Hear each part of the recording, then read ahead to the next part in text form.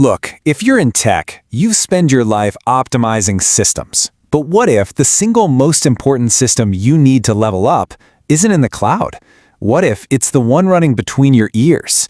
Today, we are diving into neuro-linguistic programming, or NLP, and how it can give your tech career a serious boost. So let's be real, when you hear NLP, your mind probably jumps straight to AI, right? Natural language processing.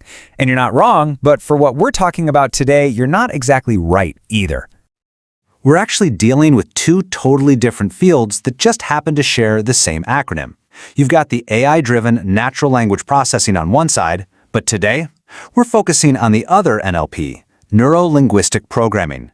Think of it as a psychological framework for understanding the operating system of the human mind, so you can become a way more effective communicator. So let's start with the absolute core principle here. The best way to think about NLP is it's the source code for our brain's operating system. It's the underlying logic that's running every single human interaction you have. Right at the heart of NLP is this one simple but kind of profound idea. The map is not the territory. What that means is our internal mental map of the world, well, it isn't reality itself.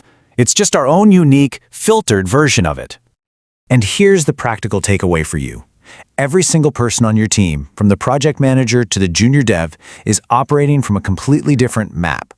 They are literally seeing a different reality than you are. And realizing this isn't just some abstract theory, it is the very first step to becoming a master communicator and a real leader. Okay, so let's apply this. Here's a super common challenge. You've built something technically brilliant. Now, how do you explain it to the marketing team, or maybe the CEO, without their eyes just completely glazing over? You know, the best tech leaders are absolute masters at this. Just look at Google's CEO, Sundar Pichai. He could talk about error rates and neural network architectures, but instead, he takes this highly complex achievement, beating humans at image recognition, and translates it into a simple, emotional benefit that anyone can instantly understand. This technique is this beautiful 1-2 punch. First, he gives you the data, the what. That satisfies the logical, analytical part of your brain. But then, he immediately breathes meaning into it by showing you the so what, the emotional payoff. He's not just telling you what it does, he's making you feel why it matters. Steve Jobs was, of course, a legend at this. I mean, think back to the original iPhone launch. He didn't start with specs. He started by painting this vivid, almost painful picture of the reality of smartphones back then. This is a classic storytelling move. Widen the gap. He makes the audience feel the pain of the present, those clunky plastic keyboards, so that they desperately crave the future he's about to show them. It's all about creating a contrast that makes your solution feel not just a little bit better, but absolutely revolutionary. And here are two other essential NLP tools for you: chunking and reframing. Chunking is so simple. Just break down a massive technical concept into smaller, bite-sized pieces. And reframing is all about changing the meaning. A bug is no longer a failure, it's an uncovered opportunity for improvement. A difficult code migration becomes a challenge to build a more robust, future-proof system. See? You're just shifting the perspective to motivate action. Okay, let's move on to the next challenge, building rapport. In a world of back-to-back Zoom calls and remote teams, how do you create that sense of trust and connection, and do it fast?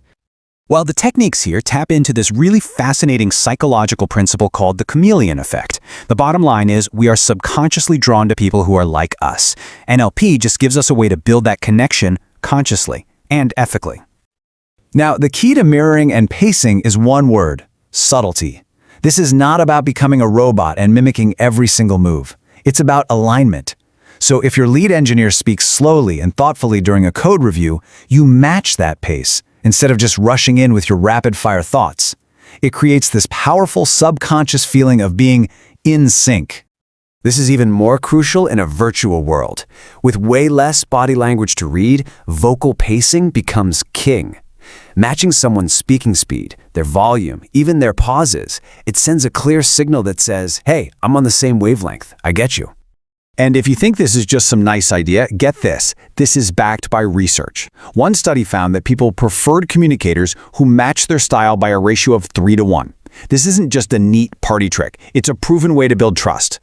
And to take this even deeper, start listening to the specific words people use. If a coworker says, I just need to get a clear picture of the architecture, you could respond with, okay, let's look at the diagram together. You're matching their visual style. If they say, that sounds good to me, you're hearing an auditory preference. Matching these tiny little words builds rapport on a whole other level. All right, now for the final and maybe the most important challenge of all, the internal one. I'm talking about stuff like imposter syndrome, anxiety before a big presentation, or just those limiting beliefs that can be the biggest roadblocks in any tech career. And you know, it's really important to be upfront here. Critics correctly point out that NLP is not a hard science with a deep, empirical foundation. Instead, its practitioners see it as a pragmatic model. It's a toolkit of things that seem to work for effective people, which you can then experiment with for yourself. So let's look at a classic technique called anchoring. It's basically about linking a powerful emotional state to a simple physical trigger. Here's how it works. First, you vividly recall a time you felt completely on top of the world. Maybe you just nailed a huge presentation. Second, right as that feeling hits its peak, you create a unique physical anchor, like pressing your thumb and forefinger together. Third, you reinforce it by doing this a few times. And now, right before your next big meeting, you can fire that anchor to instantly call up that state of confidence. Another powerful tool is called the meta model, which is really just a set of questions to challenge your own junk thinking. Our brains love to generalize. So when you catch yourself thinking, I always mess up these deployments, the meta model pushes you to ask, always? Can I think of even one time it went smoothly? It uses these really specific questions to deconstruct those unhelpful generalizations and get you closer to the actual truth. So if we were going to wrap all this up, the best way to think about neuro-linguistic programming is as a user manual for the human brain. It's a set of frameworks that help you debug your own mindset and create way more effective interfaces with the people you work with every single day. And that really just leaves us with one final thought. We spend years, sometimes decades, mastering programming languages, frameworks, and architectures. But at the end of the day, all technology is built by people, for people. So if your career is built on code, isn't it about time you finally mastered the language of the ultimate end user, the human being?